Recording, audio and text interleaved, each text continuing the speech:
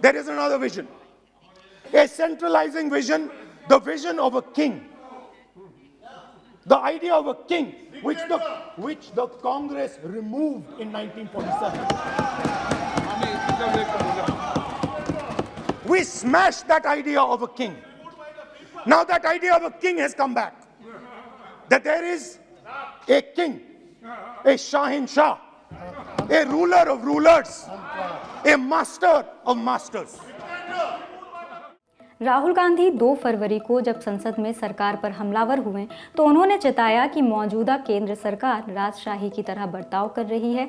BJP देश को राजशाही की तरह नहीं चला सकती क्योंकि भारत यूनियन ऑफ स्टेट्स यानी राज्यों का संघ है। If you read the Constitution of India, you will find, and many of my colleagues who have not read it should look at it, you will find that India is described as a union of states.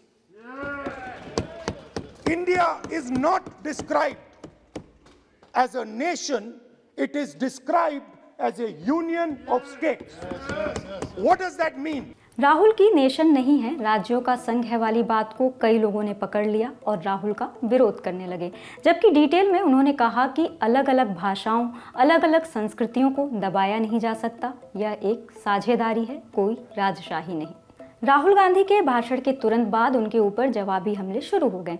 BJP के IT cell प्रमुख अमित मालवीय ने tweet करते हुए कहा, राहुल गांधी का ये दावा कि भारत एक राष्ट्र नहीं बल्कि राज्यों का संघ है समस्या पैदा करने वाला और खतरनाक है। ये बताता है कि राहुल गांधी को हमारे संविधान की समझ नहीं है, साथ ही साथ ये आज़ाद भारत के विचार पर भी हमला है। राहुल गांधी का दावा भारत के विघटन के बीज बो रहा है।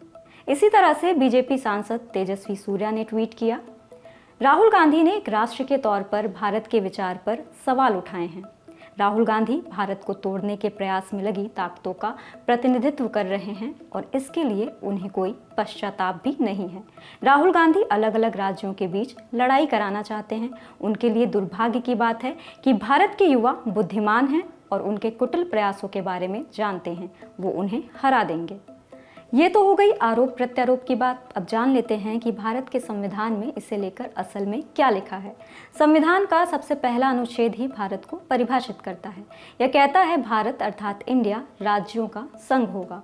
जानकारों के मुताबिक सही मायनों में भारत एक संघीय गणराज्य है। देश में केंद्र और राज्य सरकारों के बीच शक्ति का बंटवारा किया गया है। जहाँ केंद्र सरकार साझे राष्ट्रीय हितों के लिए उत्तरदायी है, वहीं राज्य सरकारों का काम रोजमर्रा के स्तर पर अपने अपने राज्यों के शासन को देखना है। इस आधार पर राहुल गांधी का भारत को राज्यों का संघ कहना सही है। बीजेपी नेताओं द्वारा उनके ऊपर किए गए हमले को लेकर सोशल मीडिया पर कई यूजर्स ने इस बात को हाईलाइट भी किया है। कुछ यूजर्स ने देश के पूर्व वित्त मंत्री अरुण जेटली का भी एक वीडियो शेयर किया है। इसमें जेटली संसद में भारत को राज्यों का संघ बता रहे हैं। आपके लिए ये खबर लिखी है मुरारी ने, मैं हूं सुरभि, कैमरे के पीछे हैं जतिन। देखते रहिए द लल्लन टॉप।